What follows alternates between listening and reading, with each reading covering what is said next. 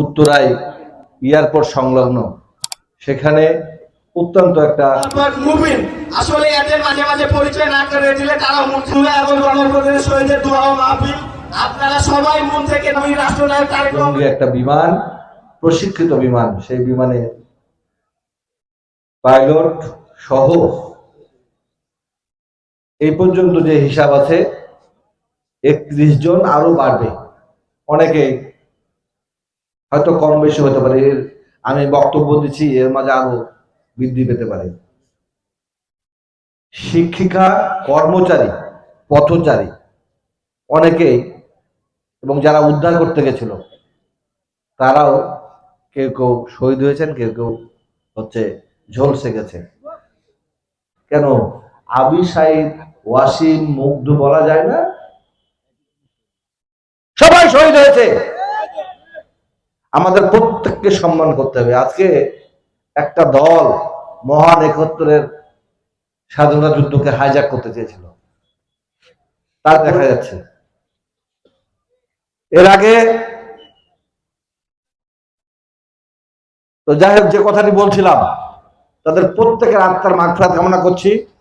যারা অসুস্থ হয়েছে তাদের সুস্থতা কামনা করছি, এবং সকলের এই ত্যাগকে বাংলাদেশের মানুষ যতদিন আবহমান এই দেশ থাকবে, দেশের স্বাধীনতা সার্বভৌম থাকবে, এবং এই দুনিয়ায় সূর্য উঠবে, সূর্য অস্ত যাবে, ততদিন পর্যন্ত বাংলাদেশের মানুষ ইনশাআল্লাহ শ্রদ্ধা ভরে স্মরণ করবে।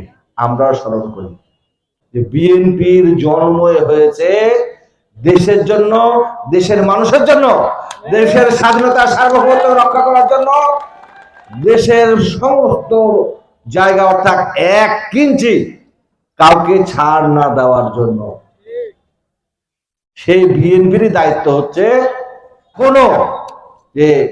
যে কোনো স্বৈর শাসকের জন্ম হলে তাদের বিরুদ্ধে দেশবাসীকে ঐক্যবদ্ধ করা, এবং আন্দোলন সংগ্রামের মাধ্যমে হোসেন শাহ এরশাদ যেমন পালিয়ে গেছিল, শেখ হাসিনা যেমন পালিয়ে গেছে, সেই রকম ভাবে দলকে, দেশকে নিয়ন্ত্রণ করা এবং পরিচালিত করা।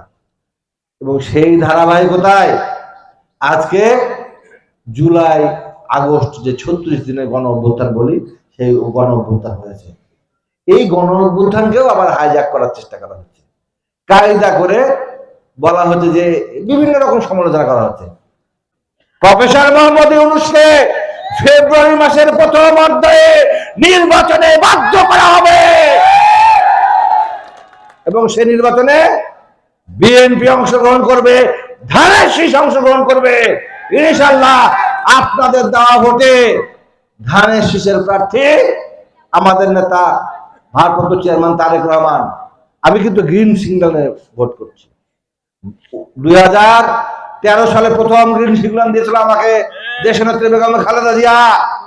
18 সালে নমিনেশন দিয়েছিলেন দেশনেত্রী বেগম খালেদা জিয়া, ভারপ্রাপ্ত চেয়ারম্যান মহোদয় তারেক রহমান, আর এখনো আমাকে কাজ করার জন্য অব্যাহত রেখেছে। তাই আমি আপনাদেরকে বলতে চাই, আপনাদের সাথে পাশে থেকে, কিন্তু হায়াত মধ্যে কথা বলা যায় না। বলতে পারবো যে কালকে আমাদের মধ্যে কারো জানাজা হবে না, বলা যাবে? সেই জন্য আপনাদেরকে বলি যে আমরা সবাই একত্রিত হয়ে কাজ করব, ধানের শীষের হয়ে কাজ করব।